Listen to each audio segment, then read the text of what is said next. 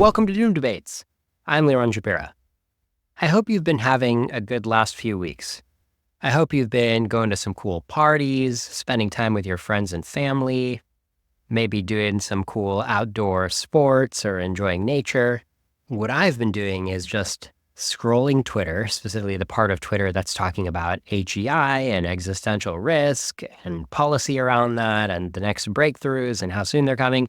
Today, I invite you to experience my world vicariously. Join me on a journey into the world of Twitter beefs. The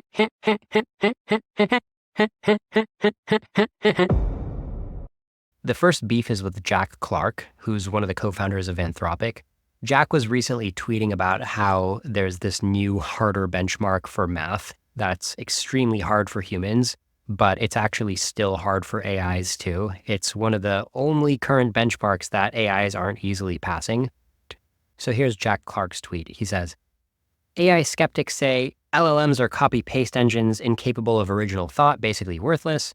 Professionals who track AI progress say, we've worked with 60 mathematicians to build a hard test that modern systems get 2% on. Hope this benchmark lasts more than a couple of years. And then he's got a quote from the famous mathematician Terence Tao, the 2006 Fields medalist. Terence is saying, these are extremely challenging. I think they will resist AI for several years at least. And then Jack Clark writes, I think if people who are true LLM skeptics spent 10 hours trying to get modern AI systems to do tasks that the skeptics are experts in, they'd be genuinely shocked by how capable these things are. There is a kind of tragedy in all this. Many people who are skeptical of LLMs are also people who think deeply about the political economy of AI. I think they could be more effective in their political advocacy if they were truly calibrated as to the state of progress. So that's Jack Clark's tweet. And then the person who comes in with the beef is actually the official account of PauseAI US. PauseAI US comes in with a quote tweet saying, oh, it's tragic how people don't understand the power of your God machines because their political advocacy against the God machines is less effective. Why don't you stop making God machines? Jack Clark is a likable guy, very much in the style of Dario and most of the rest of the Anthropic team. These are thoughtful people, normally nuanced, normally mature people. But at the end of the day, this whole project called Anthropic is a pipe dream. It's neglectful of the very idea that building a safe AI sometime in the next decade or two, when we have virtually zero theory about how that would even work in terms of alignment, that whole idea is a non-starter, and that whole company, Anthropic, and just like the other AI companies, is a pipe dream that's neglecting the possibility that safe AI is impossible, and they're just like, look, we'll do our best because there's no other choice but to do our best, right? And so the thought that they're not allowed to think is, oh, we're just burning down the last few years that we have before superintelligent AI is here, and instead of tapping the brakes, we're just trying to make it safe as best we can, and if it works, it works. If it doesn't, it doesn't, right? There's zero effort to dignify the PauseAI effort from these AI labs. So you've got the PauseAI US account kind of calling them out, just being like, hey, you know what? You are the problem. You're actually not the good guys, right? You're part of the problem, and you're doing something that you can't reverse, and you're legitimizing not just yourselves, but the other AI labs, right? OpenAI, you're not yelling that they should stop, right? At the end of the day, you may be mature, you may think of yourself as the good guys who are safety conscious, but you're absolutely part of the problem. And in fact, PauseAI, their next protest is coming up on November 22nd, and everybody's invited. They just tweeted out, Anthropic wants you to think they are the good guys, but they are at the head of the pack making dangerous artificial intelligence. Developing more and more powerful AI without safety regulations in place is not safe, period. Join us in protest. And then there's a Facebook link to sign up for their protest. It's happening next Friday afternoon, November 22nd, at the Anthropic office in San Francisco. Everybody's welcome. I personally am planning to go, and I just donated $1,000 to PauseAI. I think it's one of the best organizations that you can be supporting right now. The US branch of PauseAI is run by my friend, Holly Elmore, and I think she's been doing an amazing job moving the Overton window, the window of what you're even allowed to say and talk about, to publicly be making these kind of statements like, hey, Anthropic, sorry, but you're part of the problem, right? You guys should not be legally allowed to do what you're doing. You're kind of like criminals before the law catches up, in our opinion, right? If we summon the democratic power to make that the law before it's too late, well, then their current project shouldn't be illegal, right? Like that's our position. And Holly's been doing a great job letting rationalists talk about it, because for so long, there was so much trepidation in the rationalist community, from which you got Eliezer Yudkowsky, or rather, which maybe formed around Eliezer Yudkowsky, right? That whole community has just always been in this very deliberative, thoughtful, intellectual mindset. And it's just the farthest thing from their nature to like run out on the street and yell, "Stop building this AI before you can make it safe." And it's this distinction that a lot of people refer to as a scout versus soldier. I think a coined term by Julia Galef in her book, recent book, The Scout Mindset. Everybody wants to just be a scout and just look out at the territory and just analyze what's true. Nobody in the rationalist community wants to go out and be a soldier and just be like, "Hey, you guys are wrong. You need to stop."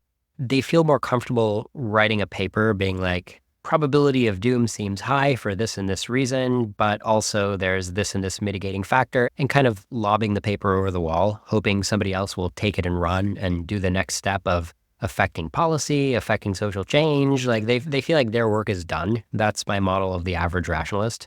I'm a pretty big rationalist myself, but I guess I'm just more comfortable being like, "Hey, this seems right, and the time to act needs to be now, and I don't mind helping out the soldier part of the movement." And, soldier is such an intense word. It's literally just like engaging in a protest, right? I mean, normies protest all the time without getting character assassinated as like hardcore soldiers, right? I mean, protesting in the normie world is just considered something you can do to defend your beliefs, right? And not enough rationalists are doing it. But look, doom debates, we're not exactly a rationalist channel here, right? I'm hoping to reach a wide segment of the population with these kinds of videos, just being like, "Hey, this thing is worth protesting," right? This needs to make it out of the rational sphere, out of the people who just like thinking many decades into the future, and be like, this is actually something that the AI labs have gotten way ahead of their skis, and like normal people just need to yell at them, and then we need to yell at our representatives in Congress. Like, we need to just act, right? It's time to stop thinking and start acting, because Lord knows the AI companies are acting as fast as they can with the best talent that they can and the most money imaginable, right? We're talking over $100 billion, at least if you look at their combined valuations. So it's a huge force arrayed against us. I want to read you an excerpt from a recent blog post by the head of PauseAI US, Holly Elmore. Post is called, "Scouts Need Soldiers for Their Work to Be Worth Anything."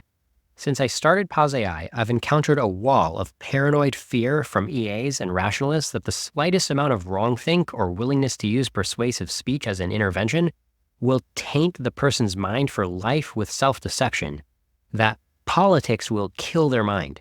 I saw people shake in fear to join a protest of an industry they thought would destroy the world if unchecked, because they didn't want to be photographed next to an unnuanced sign.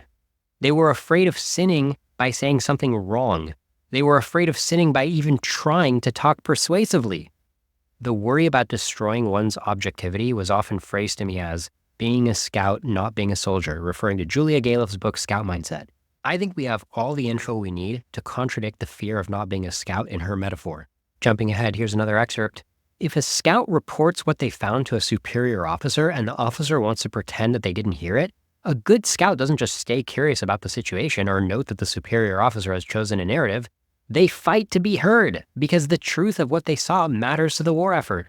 The success of the scout and the officer and the soldier is all ultimately measured in the outcome of the war. One more excerpt.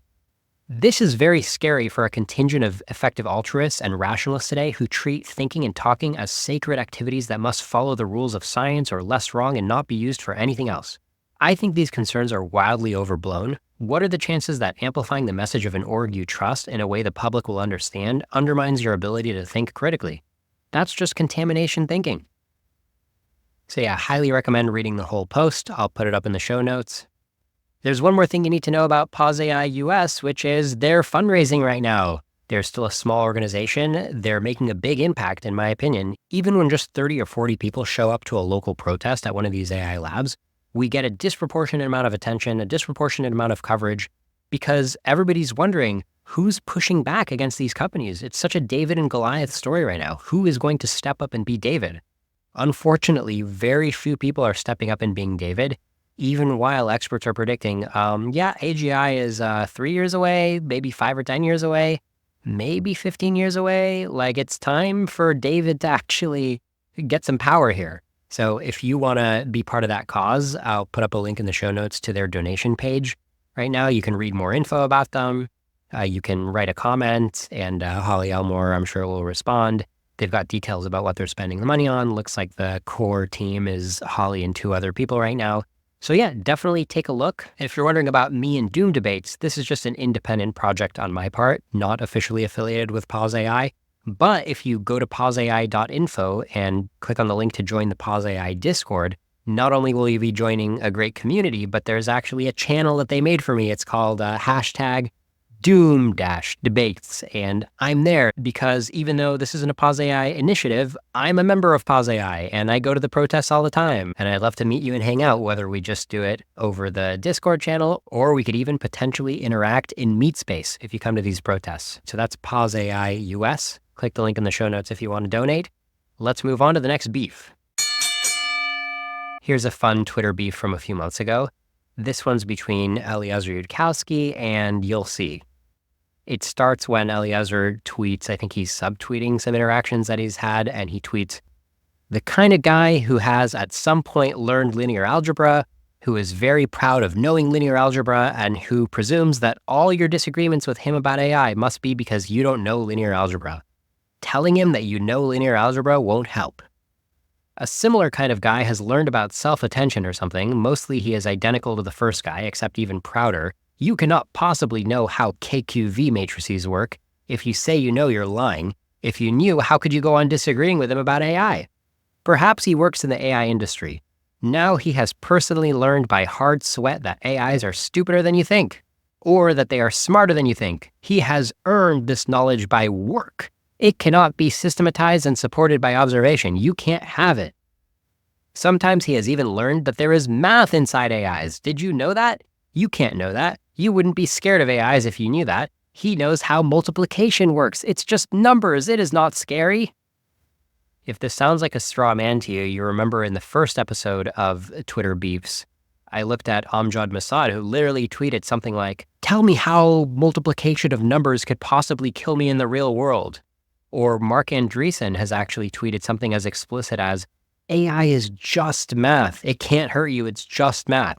This was quite a low-level failure mode, and yet, sadly, it's not uncommon at all, even among smart people who you'd think would know better. So this is just Eliezer venting about an experience that rings true to me. Now, a guy named Guillaume Verdon, who on Twitter is known as Based Beff Jezos, replies to Eliezer. Maybe he was even one of the guys that Eliezer was subtweeting. Regardless, he replies to the thread. He says, "Actually, you also need a background in functional analysis, optimization theory, probability theory, complexity theory, and thermodynamics to make coherent, full-stack arguments about the future of AI." Eliezer replied, "What's an example of a truth about the future of AI that requires functional analysis to understand? Also, you left out evolutionary biology, whose relevance is indirect but pretty important, and which I discussed in the Simple Math of Evolution sequence, so nobody has to take my word on it." And then Eliezer also added in a quote tweet, "Whenever I say anything remotely like this, I lay out the arguments and I do my best to explain to the reader the basic math I think relevant. That is one of the differences between intellectual leadership and intellectual showmanship and bullying. It's incredible that your followers are crowing about such blatantly bad conduct." I do agree with Eliezer on that. I mean, Beff basically just listed a bunch of names of fields instead of engaging with the argument, and then declined to engage when asked. Pseudo-intellectual tweets are his specialty. Here's one of my favorites. It's from a debate that Beff had with Connor Lay. And I just want you to savor how the wheels are turning in Beff's mind, asking himself, how do I just inject the most buzzwords without actually needing to touch on this stuff to make my point? But how do I make myself sound as smart as possible? Let's listen. And by the way, the first guy is Connor Leahy, and the second guy is Beff. A lot of what civilization is lacking is coherency. Is that we constantly are shooting ourselves in the foot for literally nothing. Interesting point. I think we have different models of like how much mutual information we can have about the future. Obviously, like we know that physics kind of Newtonian physics, times translation invariance. So we evolved ways to navigate in Newtonian physical world. But I think like in the cases where dynamics, we have very low mutual information about the future. Actually randomness can be your friend, like to search and find new optima. But again, I think that this tracks in my model of your model of the world, where if you have high predictive power, you have high mutual information. I mean, coherence in quantum mechanics is some form of mutual information with the future. Then you can have stronger methods of optimal control. Let me also give an example where coherence is also relevant to search. A lot of what civilization is. So that was polite of Connor to kind of let the pseudo-intellectual rant go and move on to making his actual point. If you're wondering what Beff was talking about in the clip I just played with him and Connor Leahy, he's just trying to make a point that maybe the future is unpredictable. And he's busting out this detail about how Newtonian mechanics has time-invariant physical laws, which is such a random detail if you're just trying to explain why a physical system is predictable. It's predictable because it's non-chaotic, right? It has to meet a lot of constraints to be predictable. The fact that physics are time-invariant is the kind of random detail that you only bust out when you're just intentionally trying to use buzzwords to sound smart and try to pass it off onto the radar as if you actually are making coherent points that a smart person would make. Somebody's described Beff as a reverse Richard Feynman, where instead of trying to take points and simplify them and give you the simplest version that still helps you understand the point, he just does the opposite, where he takes something that hopefully there's some point, not in every case, but let's say that there's some coherent point, and then he tries to expand it out into saying, hey, how many associations can I make? How many different buzzwords can I draw on to make you think that my brain has gone off and done a bunch of hard-earned deep connections? Instead of optimizing for how do I just present to you the point in the simplest, crispest way that actually gets the job done of having you understand the point. Now, funny enough, since we're talking about Richard Feynman, there's another gentleman who responded to the thread with Beff, Jezos, and Eliezer. Remember, Beff was originally talking to Eliezer about all of these different fields that you supposedly need to be an expert in order to understand AI risk. So funny enough, Richard Feynman's son, Carl, who actually follows AI Twitter, he quote tweeted the part where Beff was saying you need a background in functional analysis, optimization theory, probability theory, complexity theory, thermodynamics. And Carl Feynman wrote, for people who wonder if this is true, I have a background in all of these things, and I can assure you this is nonsense. Unchecked superhuman AI is possible and extremely dangerous. And the arguments for that, don't use any of those tools. So yeah, I mean, Carl Feynman and Eliezer Yudkowsky are obviously correct in everything that they've said in this Twitter beef. There's not really much of a both sides to it.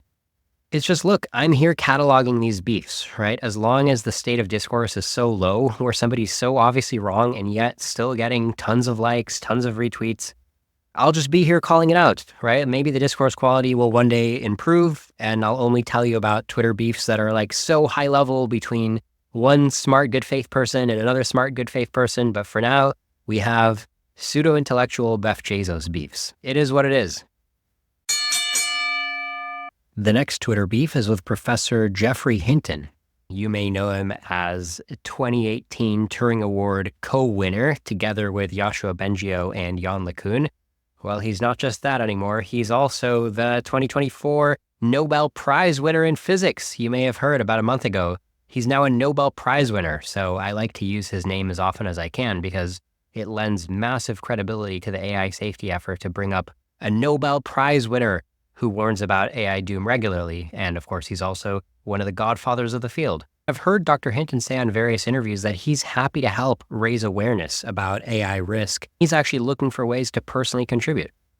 So I reached out to him on Twitter publicly. I wrote, "At Geoffrey Hinton, big congrats on the Nobel, sir. Thanks for speaking out about AI risk.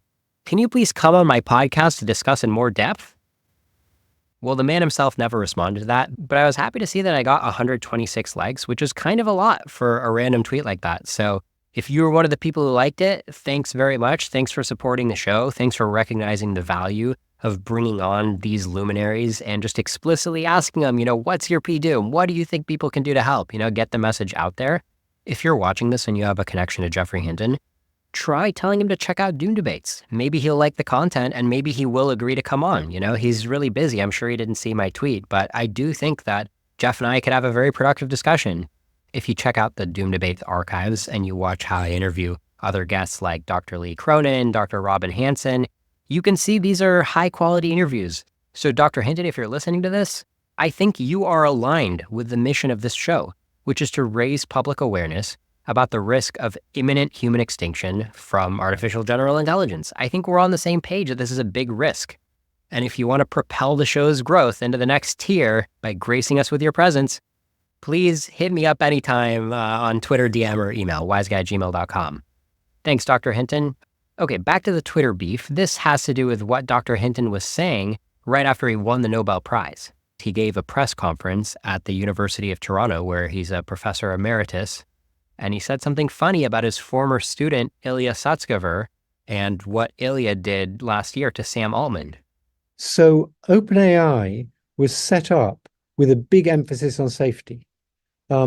Its primary objective was to develop artificial general intelligence and ensure that it was safe. One of my former students, Ilya Sutskever, was the chief scientist. And over time, it turned out that Sam Altman was much less concerned with safety than with profits. And I think that's unfortunate. I'm particularly proud of the fact that one of my students fired Sam Altman. And I think I better leave it there and leave it for questions. To give you more context on Professor Hinton, over the last couple of years, he's come out as a full doomer, kind of tracing in the footsteps of Eliezer Yudkowsky. A couple of years ago, he quit his highly lucrative job at Google, and he explicitly said he wants the freedom to speak out about major concerns that he sees. And he's even been talking about kind of regretting his research or not seeing it coming, how rapidly we'd be facing these potentially existential threats, right? Like he's kind of getting into the doomer mode. So I've tweeted from my own account a couple choice quotes of Dr. Hinton over the last few months or the last couple of years. Here's a recent clip where Geoffrey Hinton says his independent assessment of P-Doom is more than 50%. And then he humbly adjusts it for other people's assessments, as if other people would know better than Geoffrey Hinton. So he adjusts it downward because of other people in his life, and he arrives at 10 to 20% P-Doom. I think it's cool that the godfather of AI keeps getting more explicit, that he sees how effed we are. So many other people don't, but he sees it. So good on you, Dr. Hinton. Here's that clip. You want my P-Doom? I think it's a sub-question. You might expect doom from other sources. I'm talking more about something like P misalignment. Pretty high. I think RLHF is a pile of crap. I actually think the risk is more than 50% of the existential threat. But I don't say that because there's other people think it's less. And I think a sort of plausible thing that takes into account the opinions of everybody I know is sort of 10 to 20%. We stand a good chance of surviving it, but we better think very hard about how to do that. That's alarming. Here's another recent clip of Dr. Hinton talking about AI existential risk, and he specifically names OpenAI and Meta. I think the profit motive, we saw what happened in OpenAI when everything was stacked in favor of safety, because the company that owned the for-profit bit was a not-for-profit bit which was set up to be concerned primarily with safety. And even in that circumstance, where it was a very unlevel playing field, it was tilted all the way you could tilt it towards safety, and profit won. So that doesn't seem good. And while I'm at it, there's one other thing I want to mention, which is that I think open sourcing the biggest models is completely crazy. My good friend Yann LeCun thinks it's the right thing to do. He thinks we're all going to be fine. We'll keep in control of these things. They won't have any goals of their own. They won't have any desires of their own. I think it's very, very dangerous to open source them. I think it's like open sourcing nuclear weapons. So I think I would love governments to forbid companies to open source big models. Strong language from one of our top AI scientists, right? The godfather of the field, a Nobel Prize winner. So don't let anybody gaslight you as if this is a niche opinion that we're all going to be doomed, or it's a niche opinion that we need harsh government regulation. No, I'm sorry. This is what the adults in the room are saying. And everybody else is really enjoying life, trying to ignore this message, right? Like the whirling razor blades are right in front of their face, and they just refuse to see it. And they're seeing how long they can go without seeing it. Here's a tweet from the man himself, October 31st, 2023. Geoffrey Hinton writes, Andrew Ng is claiming that the idea that AI could make us extinct is a big tech conspiracy. A data point that does not fit this conspiracy theory is that I left Google so that I could speak freely about the existential threat. And then I replied, #BelieveHinton. And I put in a photo from a protest we did, a PauseAI protest from last year in San Francisco. One of the signs was a big #BelieveHinton. You gotta believe Hinton, people. Okay, my next Twitter beef is with Samuel Hammond. I've been following him on Twitter, and he tends to post thoughtful, nuanced analysis, so that's cool. He's not enough of an AI doomer for my taste, but I still respect him. He recently tweeted a screenshot from a big post he did called 95 Theses on AI. So he kind of brain dumped a bunch of different thoughts he had on AI, and he quoted one of his own sections, the section on AI progress is accelerating, not plateauing, and he made some of his own predictions. I'll just read you 3 of them that I think are relevant to this little beef. Number 1, the last 12 months of AI progress were the slowest they'll be for the foreseeable future. Okay, plausible. Number 2, scaling LLMs still has a long way to go, but will not result in superintelligence on its own, as minimizing cross-entropy loss over human-generated data converges to human-level intelligence, like not superintelligence. Not sure about that, but okay. And then number 3, exceeding human-level reasoning will require training methods beyond next token prediction, such as reinforcement learning and self-play, that, once working, will reap immediate benefits from scale. Okay, my beef is just with this point number 2, where he says, scaling LLMs won't result in superintelligence because their training process is just training them to predict tokens that humans wrote, so you can't get something smarter than human just by trying to predict tokens that humans wrote. I don't think you can make that logical inference. I think you're jumping too far. Like, I don't want to go full logic cop because it's a reasonable guess, it's a reasonable intuition, but it's not a logically sound connection that he's making here. So my reply tweet to him is I said, I don't see how one can claim point number 2. Humans use kludgy analogies to attack hard, evolutionarily unfamiliar domains like modern math and engineering. AI that learns to predict the results of such efforts will, in my opinion, probably do it by understanding the underlying domains properly. In other words, if the AI is reading over some physics textbook or some intelligent essay on a complicated topic, and the AI is just learning to predict what this particular smart human wrote, the AI might train an understanding of itself that's not just an understanding of the human who wrote this treatise. It might be an understanding of the underlying domain. It might be a deep understanding of physics. And if the AI can understand physics so deeply that it knows how to predict what a human physicist would write in a textbook, that doesn't mean that the AI's intelligence is limited to the human's intelligence. It might just mean that the AI understands physics really, really well. If the AI wants to predict what the next textbook author is going to write in a physics textbook, the AI might just draw on its insight about physics, be like, oh yeah, physics works like this. So if the chapter is called this, it might explain this kind of physics. Now you might argue, okay, well the AI is not going to invent new physics, it's just going to draw on the physics that it knows. Maybe you don't know that, because what if the next chapter heading is reconciling Einstein's theory of relativity with quantum theory, something which is kind of an open problem still in today's physics? But the AI sees that chapter heading and it'll just be like, oh, okay, yeah, humans must have figured that out. Here's the answer. Right? You don't know that it doesn't know the answer. You're making an assumption that because it hasn't seen the answer already, it's not going to regurgitate the answer, but that's a separate assumption. Being trained on human tokens doesn't mean that you don't get an understanding that doesn't let you generalize outside the tokens you've seen. If you see a bunch of humans writing about physics, you might generalize, okay, yeah, physics. I know physics now. And if the next human writes a book that you haven't seen yet, you might be able to predict what's already in that book.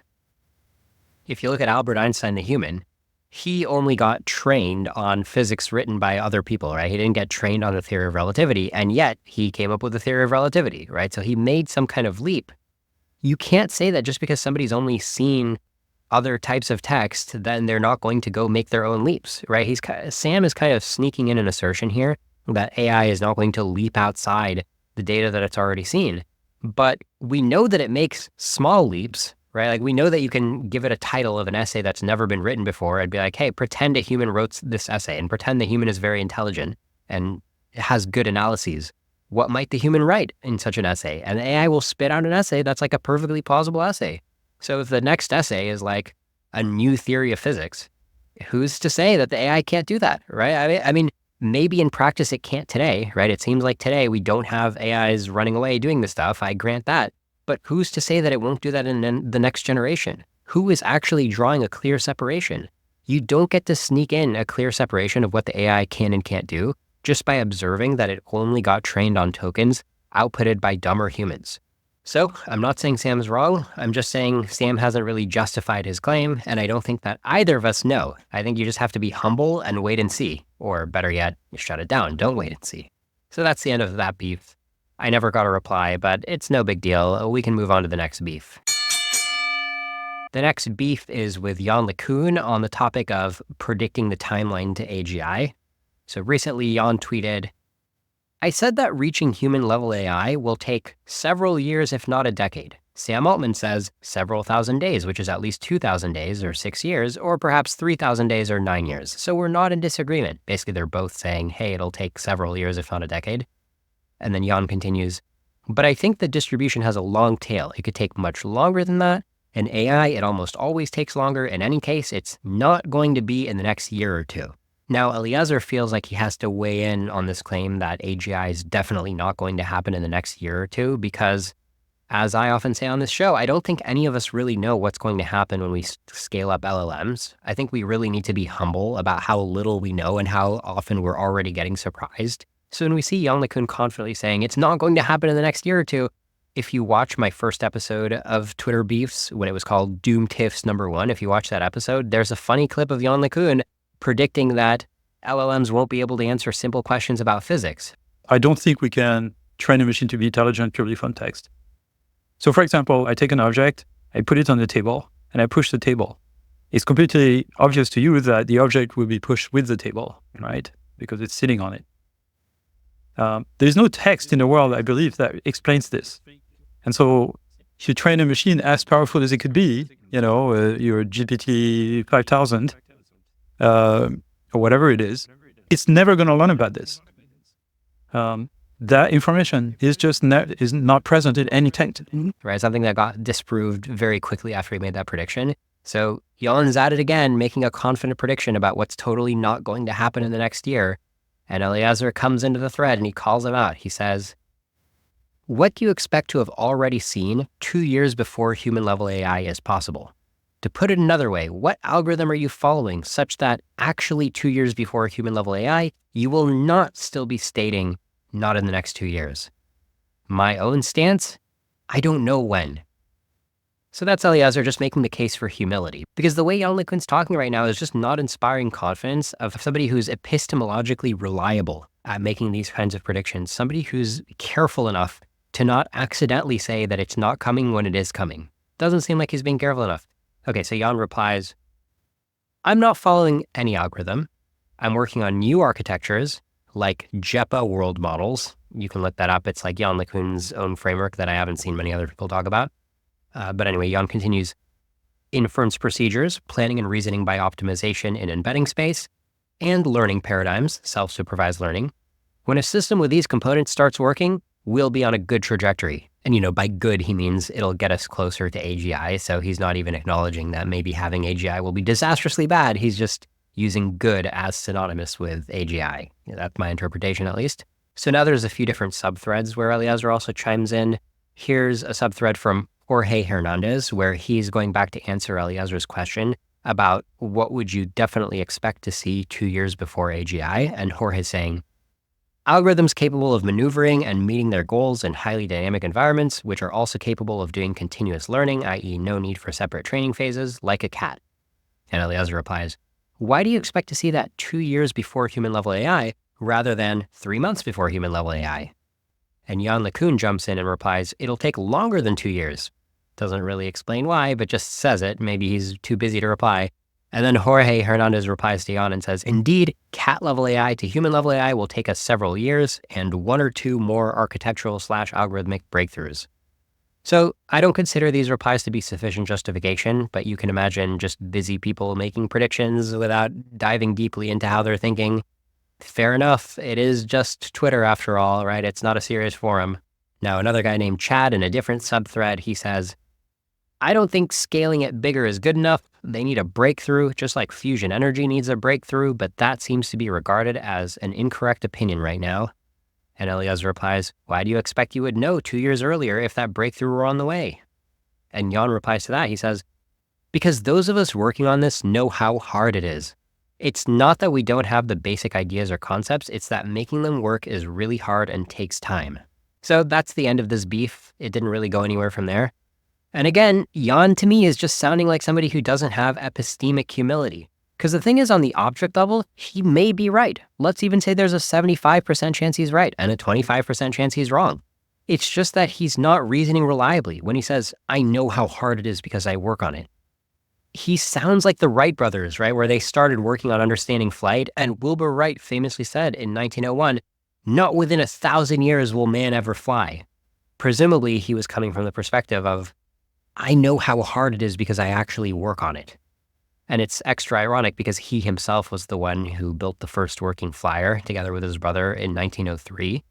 So very similar attitude coming here from Yann. And it's not to say, hey, don't be pessimistic or things always work. Those aren't my claims. My claim is just, you don't know. You're saying something that you don't actually know, that you don't have a reliable epistemological process.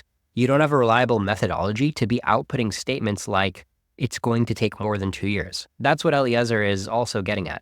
The methodology that you're using, which is tell me subjectively how hard it feels like you have to work today to get AIs to do this stuff, that particular methodology we know is not reliable. So instead of just confidently declaring, I know we're not going to do this in 2 years, the correct thing to do is to say, it seems really hard. I personally don't feel like it'll happen in 2 years, but I totally acknowledge that this is an area where my confidence is pretty low and somebody might surprise me.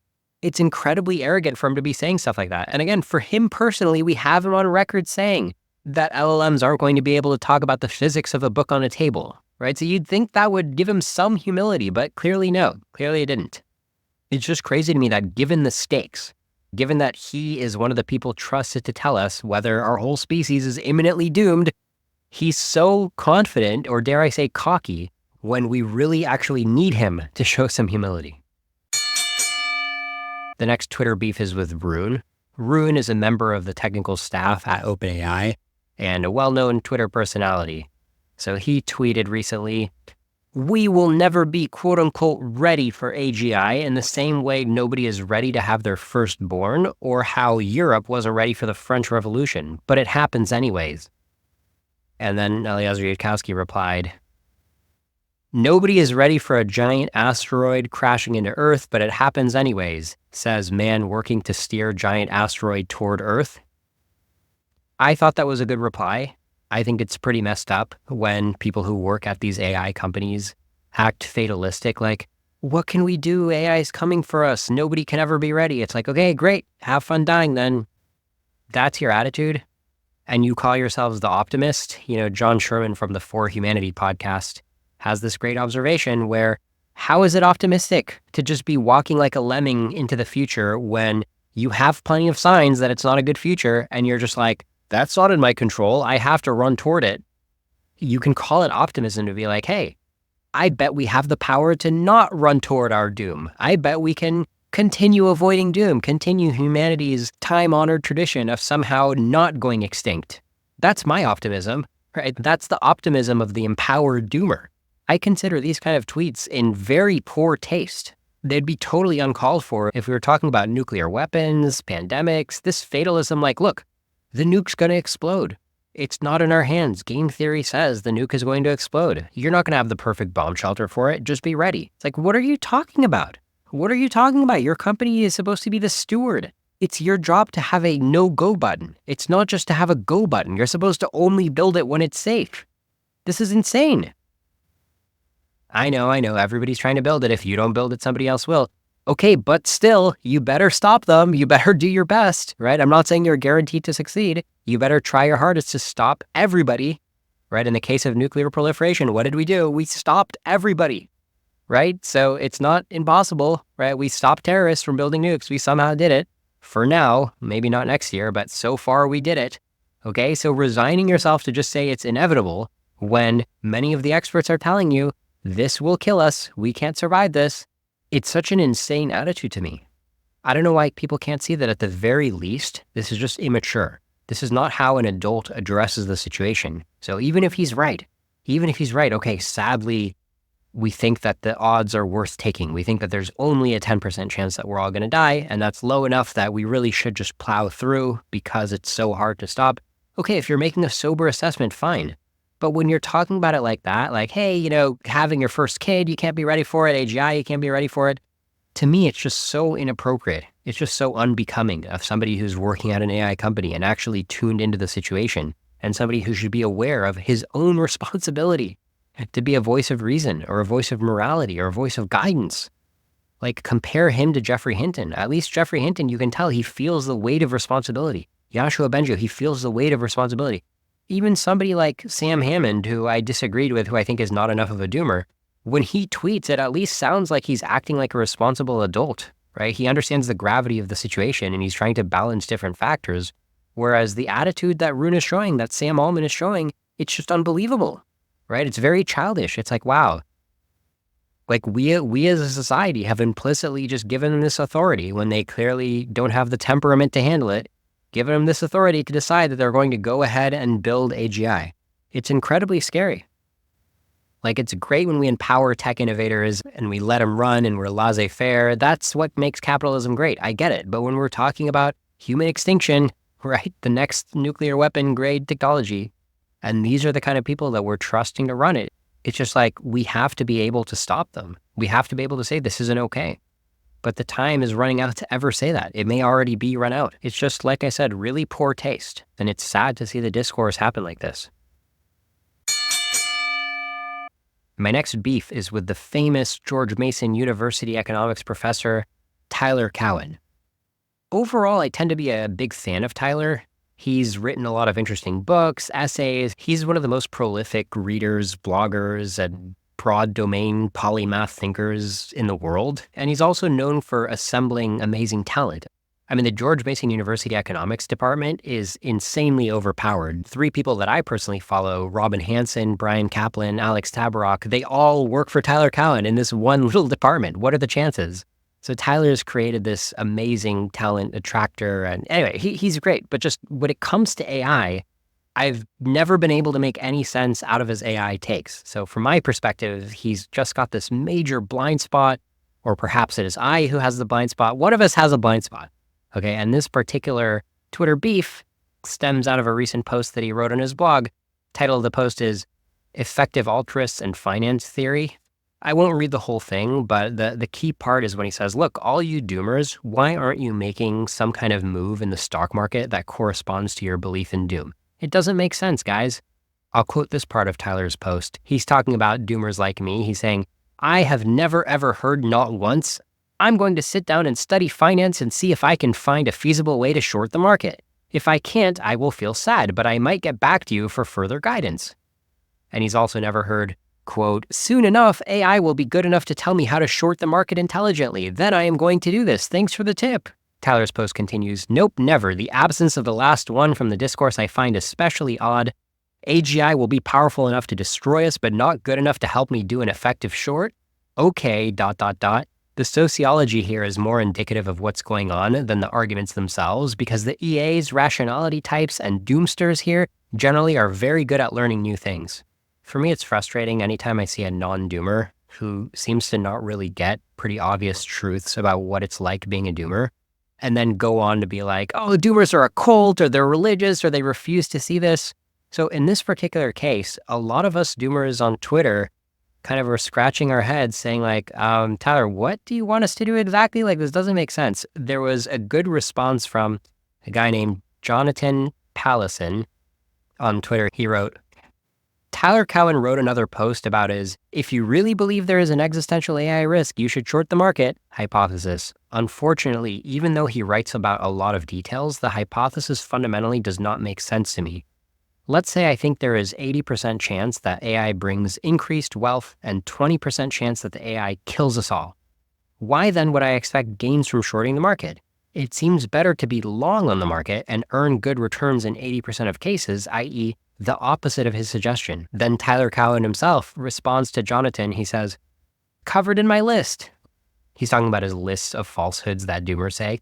Tyler continues, you can go long volatility or long some things and short others, but you absolutely should have some kind of hedge. Jonathan responds, could you try and explain why, spelling it out more? It's a topic a lot of us take very seriously, and there is seemingly universal trouble understanding you. For example, take the two worlds. Let's say we're in the 80% non-doom world, then it's mostly better to go long since there will be more growth. Let's say we're in the 20% doom world, then I'm not sure what's best, but either way I die, so I can't use the money. He's saying, like, why would I short the market when, if and when I do win, okay, great, I win and then I instantly die. So why would I make that kind of financial plan? That's basically what he's asking Tyler. And Tyler actually replies, I have bought fire insurance on my home, right? Even though I don't think a fire is even 20% likely.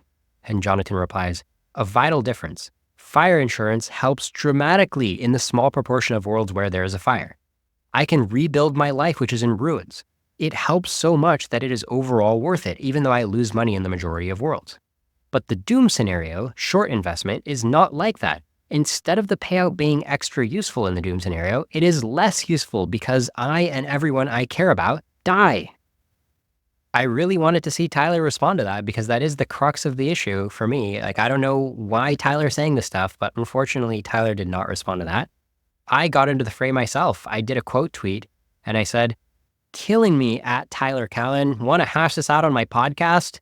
So, I'm always trying to work in doom debates when I can because I think it would be awesome for Tyler to come and explain this here on my podcast, right? I mean, I would just seek to understand what he's off about. I mean, certainly there's no question that me versus Tyler is the one who's way more insightful about the finances of all this, right? So I'm totally open to the idea that he has this brilliant point, how I should be able to make money off of my doom claims if I'm right, and I'm just not seeing it. And Tyler is going to explain it to me and set me straight. I'm open to that possibility, Tyler.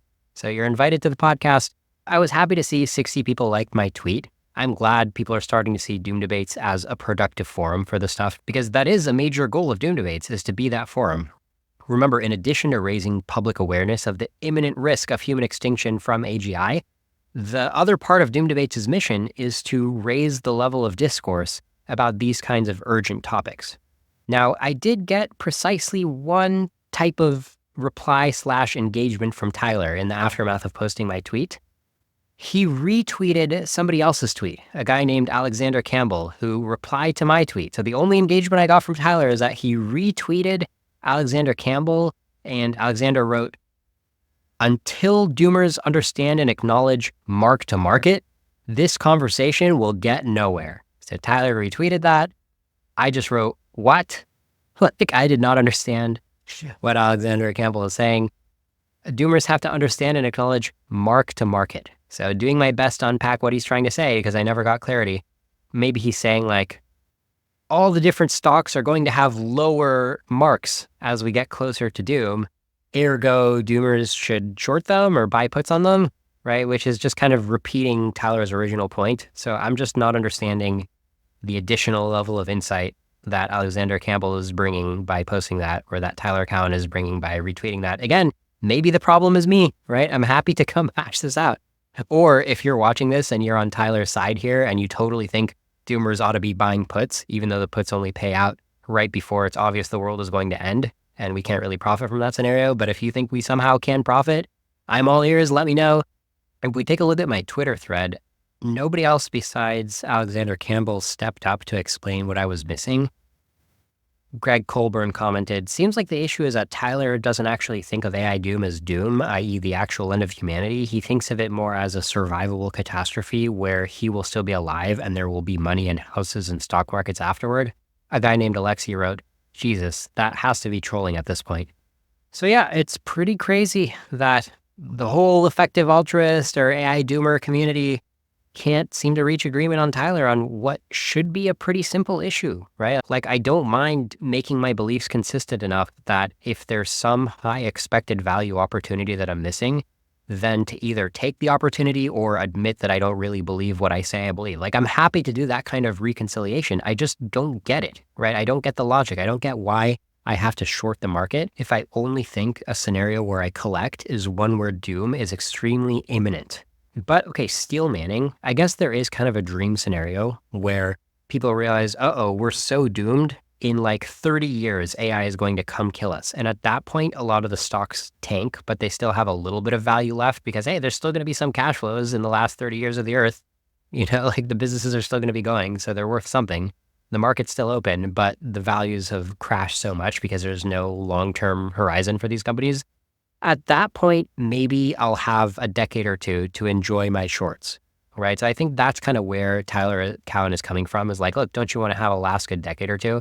So I guess in that case, the crux of disagreement would just be that I don't think we'll have 2 decades. I think that the moment it becomes consensus that we're doomed, if we haven't actually stopped the doom with good government policy, then I just think the crash will be quick, right? I think we're going to hell pretty quick. Or, I think tomorrow all of our computers might turn off because China was working on a larger scale AI than any of us knew about, and it became super intelligent, and it's now a virus that makes the internet not work. Right? I expect to wake up one day like that and be like, oh, okay, it's game over. The world is now on a permanent slide into hell. Nice knowing everybody, right? So I just don't see myself being rich in some kind of bunker in that scenario. I expect to just go down with everybody else. So call me Tyler. By the way, if you listen to my recent episode where I did the epistemology debate with Vaden and Ben, Bayes versus Popper, Vaden asked me a similar question of, hey, if you think the world's going to end, why don't you just go make money on a prediction market saying that the world's going to end? Or why don't I see a prediction market that says there's a 50% P doom? How come it's just you telling me that? Don't you trust prediction markets? And I pointed out, look, prediction markets are a very powerful tool for aggregating people's beliefs, but the aggregation doesn't work when the people who think that there's a high P doom don't expect to make money when they're right. And he said, well, don't you think that the price will increase as P doom increases toward 100? And I was like, well, no, because the price only increases when somebody expects that somebody else will come in with an even higher price and then pay them. But the whole point of a higher P doom is that you think it's less likely that you're going to have to pay, right? So there's a major biasing force so that anytime you have a prediction market about what's the P doom, it's going to be heavily biased. If it exists at all, it's going to be heavily biased toward low P doom because only the people who want to come in and bet on low P doom are rationally expecting to collect. Like anybody who comes in with a high P doom, maybe they're just trying to be honest, but they shouldn't expect to collect, right? So it's like a structural problem with trying to bet on doom. It's the same thing as betting on like, hey, will this platform be legally allowed to operate in 2 years? Or like, will this platform run away with everybody's money? If you bet yes, that's like the dumbest bet ever, right? Because you only win when the platform runs away with your money, right? So it's a similar kind of structural problem. You're assuming that the platform will stay in existence to pay you. And similarly, you're assuming that the world will stay in existence to pay you when you bet on these kinds of markets. So that's a similar kind of impasse, right? What Vaden was asking me, I feel like that's kind of similar to what Tyler is asking me, where these people aren't appreciating the whole end of the world thing when they talk about making money, right? Or for whatever reason, there's some kind of disconnect here. So Tyler, or anybody who feels like they're aligned with Tyler on this issue, ball's in your court. Hit me up on Twitter DM or email me wiseguy@gmail.com. Come on the show. Let's hash this out. The next Twitter beef is with the one and only Professor David Deutsch. I actually instigated this. I just randomly did a top-level tweet where I said, hey, @David Deutsch, instead of hand-waving about creativity being the essence of what humans do that AIs can't do, why not just compare human versus AI abilities to plan toward goals in the physical universe? You'd make sense, and you'd still be pointing out a major separation. You're probably thinking, whoa, Liron, coming out of nowhere. But, I've been watching his podcasts, and this is what made me want to tweet that at him. It's a podcast where he talked with Naval Ravikant, who I covered on Doom Tiffs #1. Check out that episode. So David was talking with Naval about creativity, and this is basically how the conversation went. David Deutsch says, GPT-4 is not creative. And Naval says, how would you define creativity? And David Deutsch says, creativity is fundamentally impossible to define.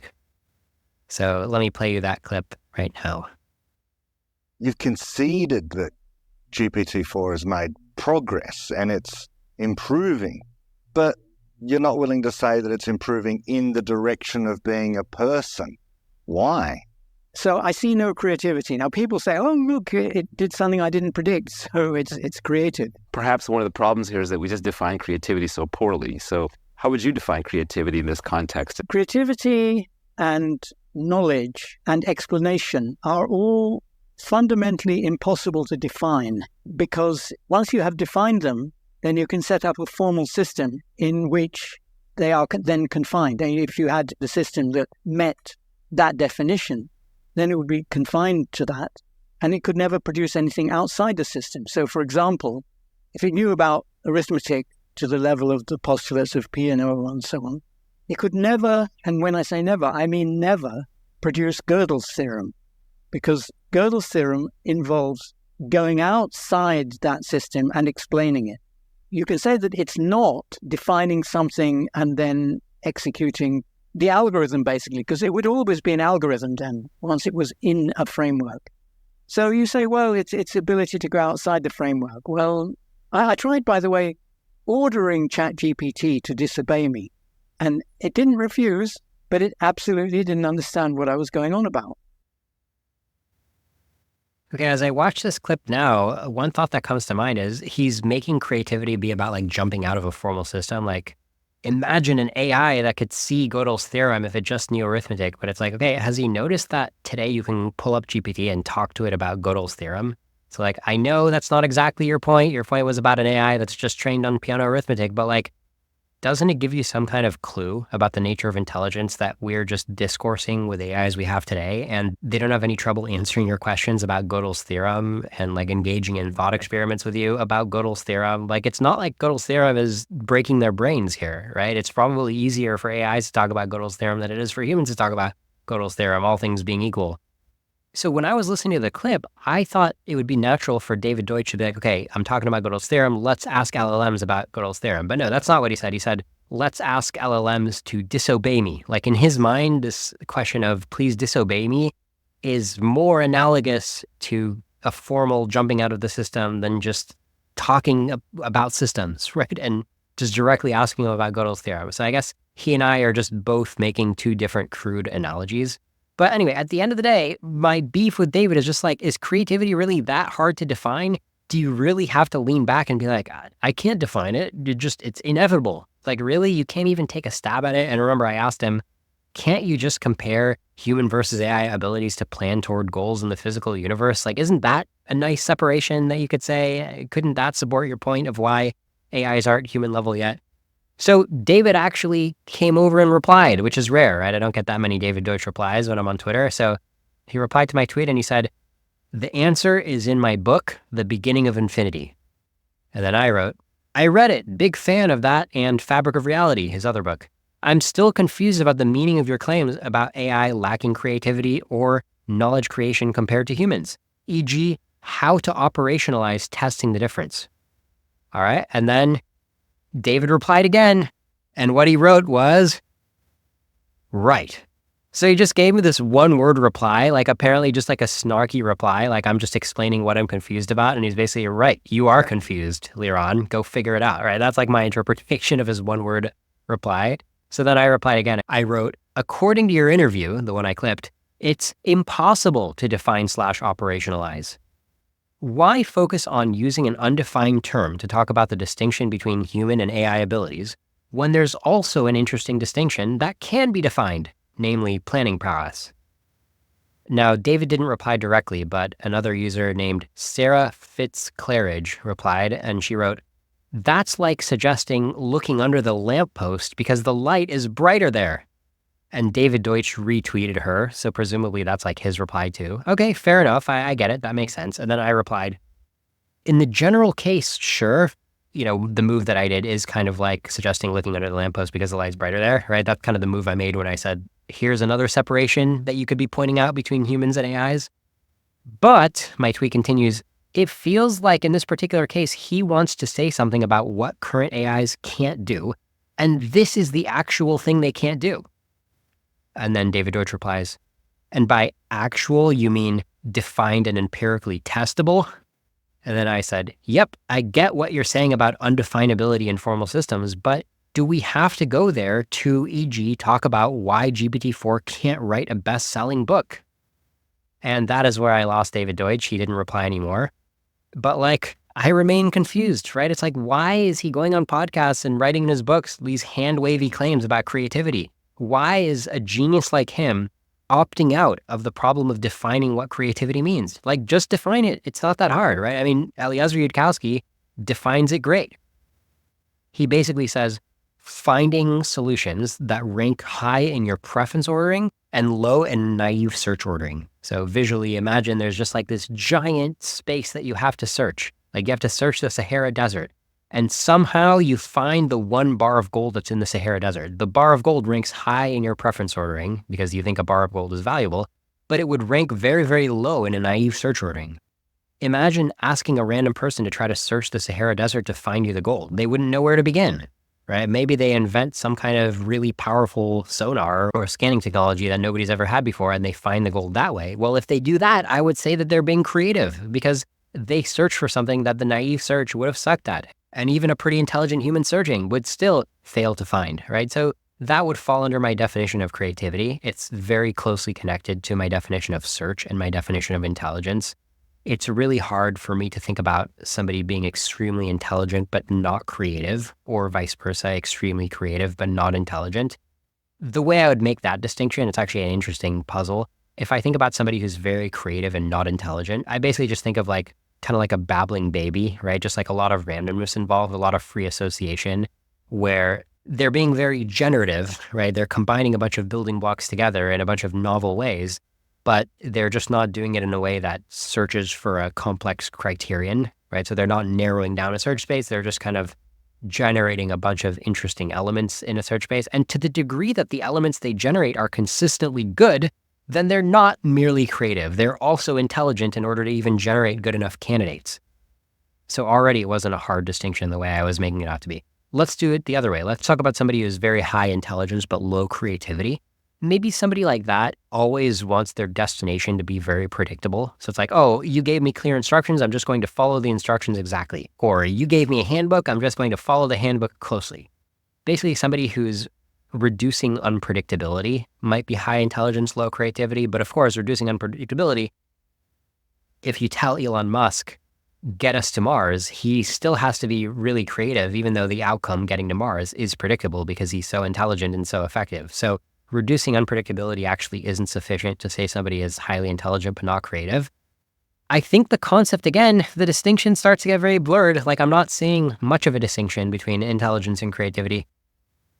Also, if you imagine somebody who's highly intelligent but very low creativity, all you have to do is inject randomness into that person's thought process, and suddenly he becomes both intelligent and creative. So if this person is struggling to just be unpredictable enough or be random enough, no problem. Just give him a coin. Just tell him to flip the coin a bunch of times and just generate random data and work with the random data. Just tell him that he has to do that, right? It's a very simple instruction. It's a very simple modification to the system.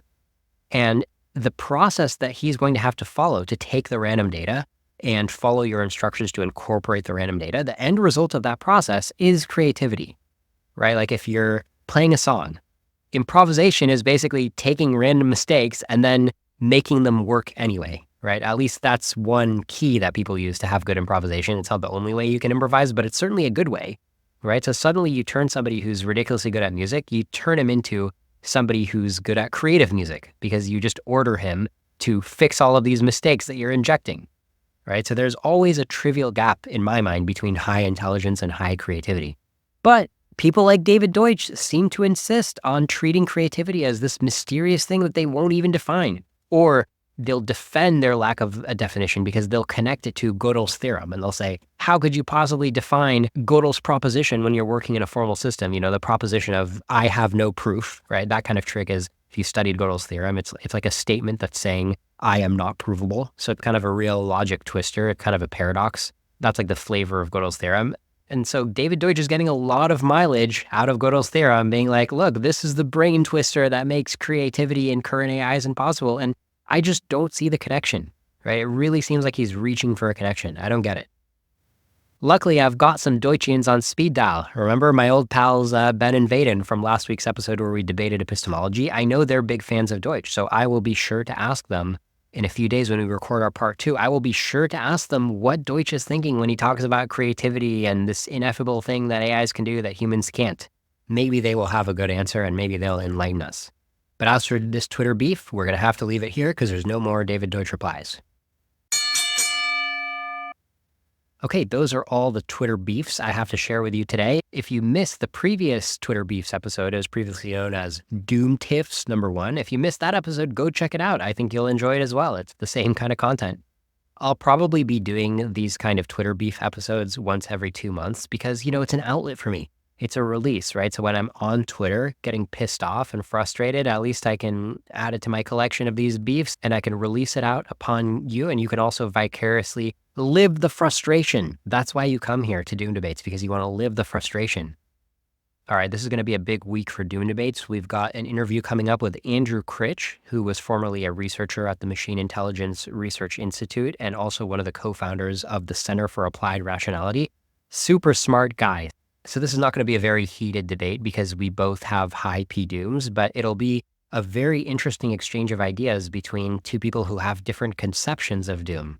I'm still planning to do a longer episode where I analyze all of the different David Deutsch media that I can get my hands on, try to do an authoritative David Deutsch episode, and lots of other good stuff, so stay tuned. Now, if you're watching the show, hopefully I've been giving you a lot of value, a lot of entertainment, a lot of information.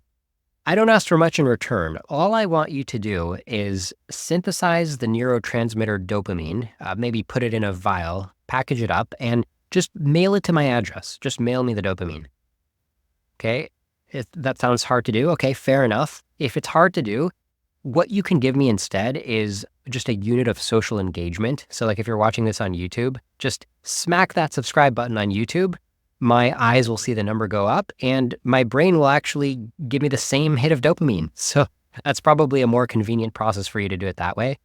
Or just smack the like button, smack the comment button, even write a custom comment. That's always much appreciated. Or go to doomdebates.com, type your email address, smack the enter button, subscribe to my Substack. That'll give me the hit of dopamine. Write a comment on my Substack. That'll give me the hit of dopamine. Okay, one way or another, you got to get me the dopamine. That's all I ask. All right, thanks very much. And I look forward to seeing you again on the next episode of Doom Debates.